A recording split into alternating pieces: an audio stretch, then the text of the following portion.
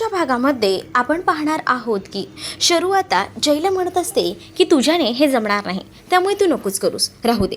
पण जयला माहिती असतं की त्याला या सगळ्या काही गोष्टी जमत असतात. पण शरूला साधं जेवणही बनवता येत नसतं. त्यामुळे शरू विचार करते की या जयला सुद्धा काहीच येत नसणार आहे आणि जय काय फक्त ऑफिस सांभाळू शकतो, त्याचं ऑफिस वर्कच करू शकतो आणि या गोष्टी जमू शकत नाही. पण त्यावर जय तिला म्हणत असतो की तू गेलीस तरी चालेल, मी बघेन माझं. तिथे आजी आलेली असते आणि आजी म्हणत असते की काय गं, काय झालं, प्रसादाचं काही झालं आहे का, तेव्हा तू करणार आहेस का खिचडी वगैरे, तेव्हा आजी विचारते तिला. त्यावर शरू म्हणते की मी आणि खिचडी नाही हो, मला कुठे जमते. खरं सांगू का, मला नाही या स्वयंपाकाचं काहीच जमत नाही. थोडं छोटं मोठं मी करून घेते, पण एवढं काही मला जमत नाही हो. म्हणजे मला जमलं असतं तर मी केलंच असतं, खरंच सांगते मी, पण मला जमत नाही. ते सगळं ना आई आणि आसावरी ताई बघत असतात, मी बाकीचं बाहेरचं बघत असते, जे काही अरेंजमेंट आहे ना ते सगळं काही, असंही आता म्हटलं जातं.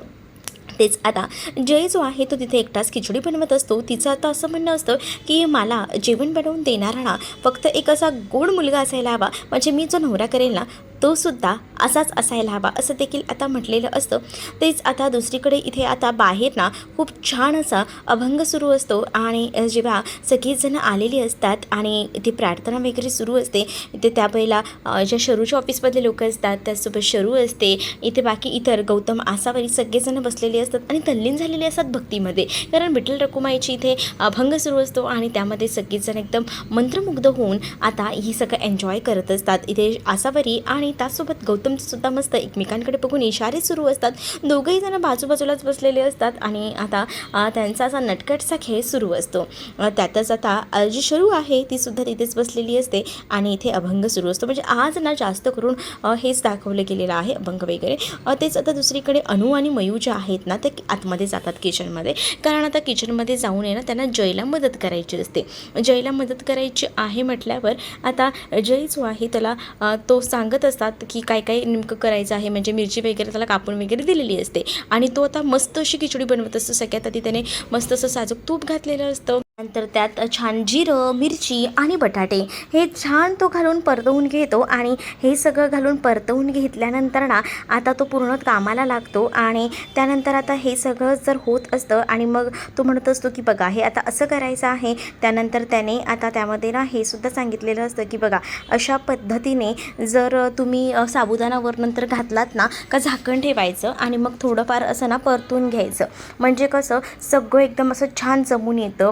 दाणेदार असं झालं ना साबुदाणा की मग गॅस बंद करायचा. साधारण 5-6 मिनटं तरी आपल्याला हे असं स्लो फ्लेमवर ठेवायचं आहे आणि असा घमघमाट जो काही सुटलेला असतो ना या साबुदाणा खिचडीचा, तर सगळीजणं आता तिथे बघतच राहतात की ह्याला एवढं कसं काय जमू शकतं. अनु आणि मयूला तो सांगतो की जा तुम्ही, मी करेन इथलं मॅनेज, तुम्हाला जायचं असेल ना तर तुम्ही जाऊ शकता, असंही त्याने आता सांगितलेलं असतं. मग त्यासुद्धा म्हणतात की हो चालेल, मग आम्ही येतो. आणि मग त्यासुद्धा आता जातात. तेवढ्यातच नाही, तिथे आसावरी आणि गौतमसुद्धा आलेले असतात आणि आसावरी गौतम जेव्हा तिथे येतात तेव्हा आसावरी आणि गौतमही त्याला विचारतात की काय मग काय ठरवलं आहे, काय मस्त असं घमघमाट सुटला आहे, मस्तच केलीस वाटतं खिचडी. मग तो म्हणतो की हो झाली खिचडी, फक्त आता थोडीशी वाफ येऊ देऊया, मग खायला बसलं तरी चालेल, असंही आता त्याने सांगितलेलं असतं. मग जेव्हा तो ह्या सगळ्या काही गोष्टी सांगतो तेव्हा मात्र आता इकडे बाहेर पुन्हा एकदा छान असं अभंग आणि भक्तिमय वातावरण तयार असतं. सगळीच जण या वातावरणात तल्लीन झालेली असतात. त्याच वेळेला ना इथे विचार येत असतो इकडे असणाऱ्या शरूच्या की सगळं काही ओके तर असेल ना आतमध्ये. म्हणजे ती बघत असते की आता हे खरं तर तिला बनवायला सांगायचं होतं खिचडी आईला, पण आई बसलेली होती इथे, मग आईला कशी खिचडी बनवायला सांगणार ना, म्हणूनच मग ती आता शांत होती.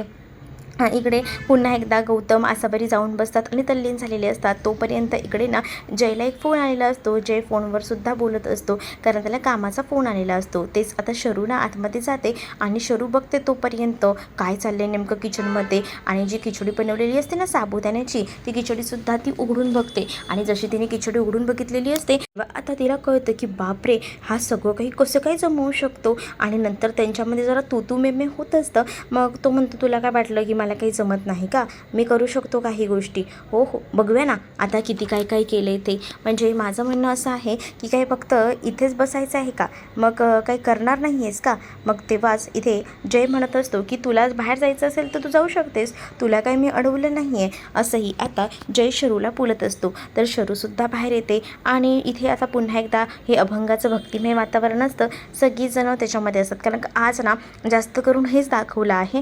त्यामुळे मलासुद्धा जास्त काही बोलण्यामध्ये काहीच नाही आहे. म्हणजे तेव्हाच तिथे ना आता ओवी येते आणि ओवीसोबत ना अबीर नाही तर तिचा एक स्कूल फ्रेंड आलेला असतो. आणि तिचा स्कूल फ्रेंड जेव्हा येतो ना तेव्हा मात्र आता त्याचं बोलणं सुरू असतं. मग काय करायचं काय नाही कसं. मग आता ओवीला बघितल्यानंतर तर इकडे खूप जास्त आनंद झालेला असतो.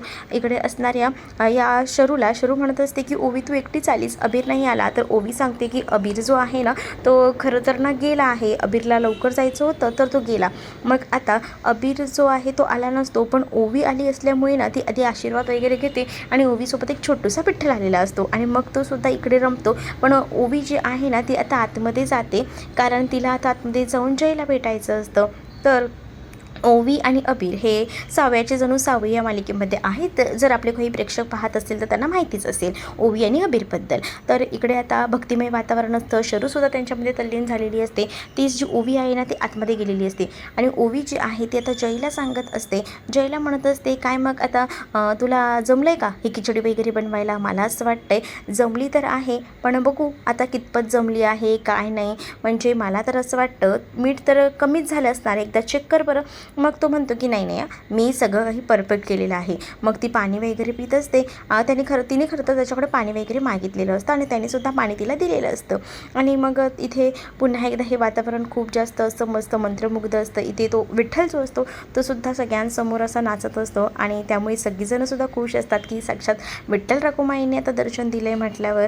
आणि तेव्हाच ना इकडे आता जी शरू आहे ती विचार करते की आतमध्ये नक्की काय चाललं आहे हे तर बघायला हवं ना. आणि त्याचसाठी मग ती आता आतमध्ये जायचं ठरवते आणि मग ती आतमध्ये वगैरे जाते आणि आतमध्ये जाऊन जे आहे ना ती बघत असते की ह्यांचं नेमकं काय चाललं आहे. तर इकडे जी ओवी आहे ती जयसोबत बोलत असते आणि जयला सांगत असते की बघ ना खिचडीची टेस्ट घे जरा, म्हणजे तुला समजेलच ना खिचडी कशी झाली काय झाली.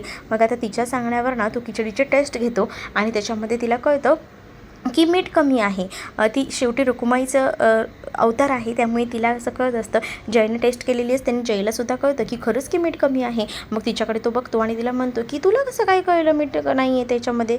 मग ती म्हणते की अरे या पुरुषांचं ना म्हणजे प्रत्येक विठ्ठलाच्या पाठीशी ना रखुमाई असतेच आणि तुला म्हणे बायकांचा राग येतो. मग आता काय वाटते तुला, असाही मुद्दाहूनच ना आता ती त्याला विचारत असते. तेच आता ह्या सगळ्या काही गोष्टी होत असतानाच ना इकडे आता सुभाषही आलेले असतात आणि सुभाषही आता जयला येऊन म्हणतात की साक्षात रखुमाई इथे आलेत. रखुमाईच्या पुढे ना विठ्ठलाचं सुद्धा काही चाललेलं नाही आहे, तर आपल्यासारख्या पुरुषांचं काय, असं देखील आता इकडे असणारे सुभाष जे आहे ते बोलत असतात. इकडे शरू ना छान असं गाणं गात असते. शरू गाणं गात असताना शरूच्या गाण्याच्या ऐकायला जय आता बाहेर आलेला असतो आणि जय एकटक शरूकडे बघत राहतो. तो सुद्धा विचार करतो की शरू इतकं छान गाऊ शकते का. त्याचाही विश्वास त्याच्या कानावर बसत नव्हता. पण इकडे एवढं छान आता ती गात होती ना तर तेव्हा तो एकटक ना तिच्याकडे बघत होता आणि तिचं ते गाणं तो ऐकत होता. तर तेव्हाच ना शरूचं सुद्धा लक्ष जातं गाणं संपल्यानंतर की तेव्हाच ती बघते तर जयसुद्धा तिच्याकडे बघतोय आणि तो सुद्धा तिच्यामध्ये हरवून गेलेला आहे. तर तुम्हाला हा भाग कसा वाटला हे कमेंटमध्ये मला नक्कीच सांगा आणि अशाच नवनवीन भागांसाठी आपल्या चॅनलला सुद्धा सबस्क्राईब नक्कीच करा. चला तर मग भेटूया पुढच्या भागामध्ये. तोपर्यंत टाटा बाय.